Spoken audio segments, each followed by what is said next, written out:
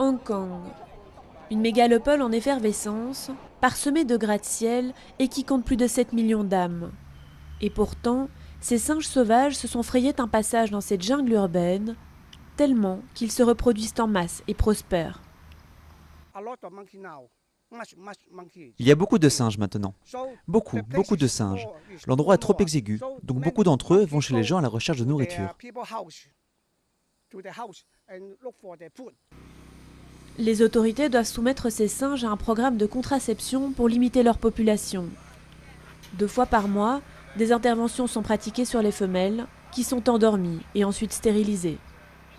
Ce programme tente de ralentir la croissance de l'espèce, voire de la ramener à un plus petit nombre, qui pourrait alors vivre dans la nature dans de meilleures conditions. Débarrassés de leurs craintes naturelles de l'homme, ces singes s'aventurent de plus en plus en zone urbaine, souvent à la recherche de nourriture. Les cas de singes agressifs qui chapardent des sacs et dérangent les habitants se sont multipliés. Ils savent comment utiliser notre environnement, donc souvent ils empiètent sur notre espace. Certains sont mécontents et parfois il y a des plaintes. Ce programme, qui a reçu l'approbation des groupes de défense des animaux, ne vise pas à éliminer la population de macaques, mais à la contrôler.